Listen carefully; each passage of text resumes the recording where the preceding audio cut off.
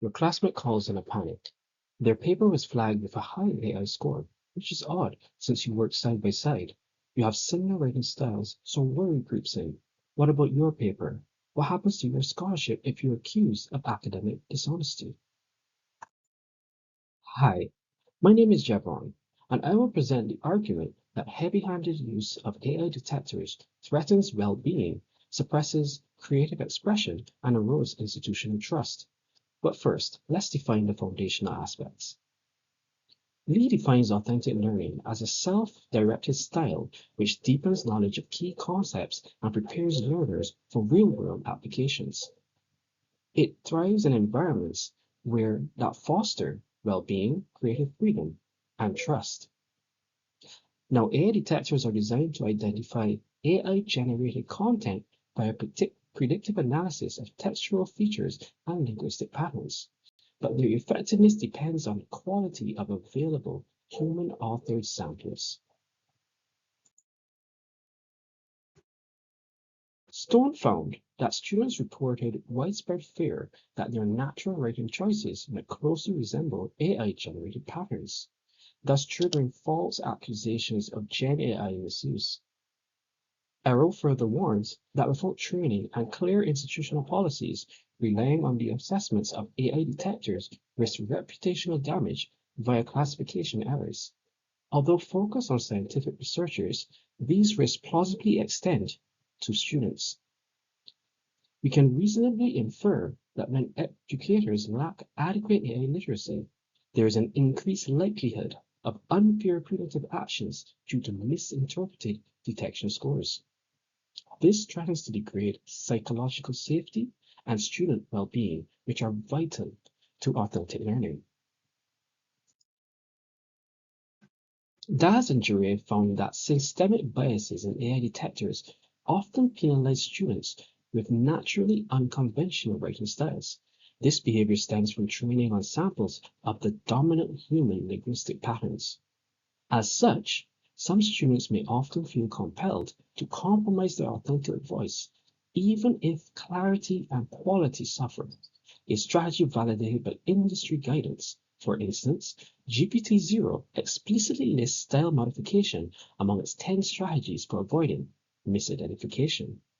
Additionally, the growing integration of AI writing into everyday tools may lead some students to unconsciously emulate similar patterns, further complicating existing assessment strategies. When students believe a linguistic toll must be paid for fair assessments, evidence suggests that the creative freedom vital to authentic learning is diminished. So, what about the faculty perspective? Al-Shafarin reveals faculty concerns about the ethics of enforcing strict policies based primarily on detection scores. They worry that punitive decisions derived from false positives risk eroding student trust in their institutions. Shatter echoes these concerns, adding that over-reliance on detection tools fosters a culture of surveillance and suspicion. This diverts attention from meaningful teaching and learning to comply with expected linguistic patterns.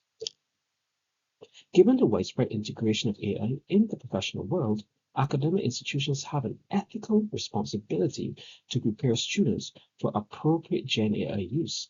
Thus, when student experiences are dominated by navigating suspicion, faith in institutional readiness is lost, which ultimately obstructs authentic learning. Opponents will argue that widespread Gen AI use justifies the role of detection tools in ensuring fair assessments, although focused on examining institutional Gen AI adoption and revealed that 62% of top US universities allow the use of detectors, which understandably supports emulation of these practices to maintain global competitiveness. Evidence suggests that as active AI users, students recognize its threat to academic integrity and acknowledge the value of these tools as deterrents to misuse. However, when assessing 6 detectors, Wakjira found accuracy rates ranging from 14% to 71%. Furthermore, they observed high sensitivity to minor edits, like deleting single words from sentences, which often dramatically flipped classifications from human-authored to AI generated. These limitations warn against heavy reliance on detection scores as primary deciders of authorship without careful human interpretation. This can threaten authentic learning by causing students to face undue stress and suspicion. Turnitin reinforces the warning by emphasizing that their tool's main purpose is to facilitate dialogue with students about responsible use of Gen AI. In conclusion, over-reliance on detectors harms student well-being, suppresses creative freedom, and erodes trust. Their continued use is motivated by global trends and student acceptance of firm measures against Gen AI misuse. However, due to their limitations, institutions must lead with clear student-centered policies and train educators on ethical use of AI tools.